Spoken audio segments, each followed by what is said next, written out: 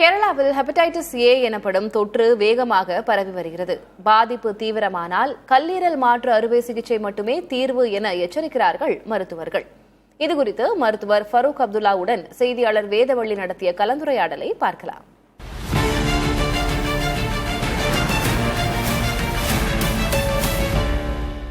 இப்ப இந்த ஹெப்படைட்டிஸ் ஏ தொற்று கேரளாவில் வேகமா பரவி வருது. 35க்கும் மேற்பட்டவர்கள் உயிரிழந்திருக்காங்க அப்படின்னு சொல்லப்படுது. இப்ப திடீர்னு பரவறதுக்கு என்ன காரணம்? வணக்கம். அதாவது இப்போ கேரளாவில் பார்த்தீங்கன்னா, கேரளாவில் வந்து சில டிஸ்ட்ரிக்ஸ், அதுலேயும் குறிப்பாக எர்ணாகுளம், மலப்புரம், கோழிக்கோடு, திருச்சூர் ஆகிய மாவட்டங்களில் ஹெப்படைட்டிஸ் ஏ அப்படின்னு கல்லீரலை தாக்கக்கூடிய ஒரு வைரஸ் வந்து அதிகமாக மக்களுக்கு பரவி வருகிறது. கோடை காலங்களில் தண்ணீர் பற்றாக்குறை, அதுவும் குறிப்பாக குடிநீர் பற்றாக்குறை ஏற்படுறதுனால தேவைக்கு அதிகமாக நாட்கள் வந்து நீரை சேமித்து வைக்கிறது.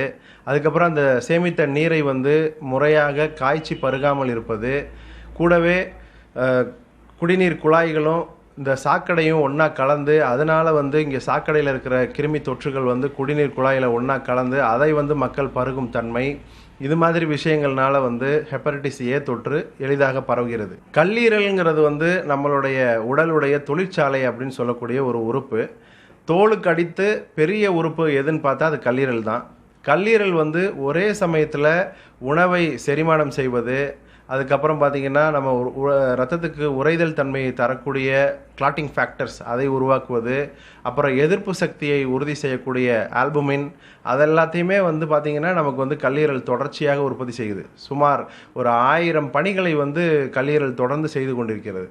அத்தகைய கல்லீரல் பார்த்திங்கன்னா ஒரு வைரஸினால் பாதிப்புக்குள்ளாகும் பொழுது நமக்கு வந்து மஞ்சள் காமாலை வரும்.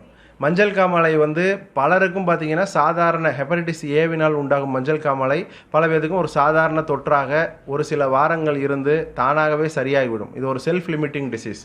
ஆனால் ஒரு சிலருக்கு அது பல மாதங்கள் வரை தொடரலாம்.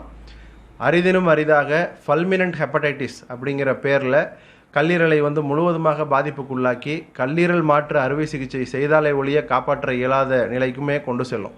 அப்படி பார்த்தீங்கன்னா இப்போ எனக்கு கேரளாலேயே போன வருஷம் பார்த்தீங்கன்னா 8000 பேருக்கு வந்து ஹெப்படைட்டிஸ் ஏ தொற்று ஏற்பட்டு 80 மரணங்கள் நிகழ்ந்துள்ளன. அதாவது 100 பேருக்கு ஒருவர் மரணமடைந்துள்ளார். அப்படிங்கும்போது இதை வந்து நம்ம ஈஸியாக எடுத்துக்கக்கூடாது.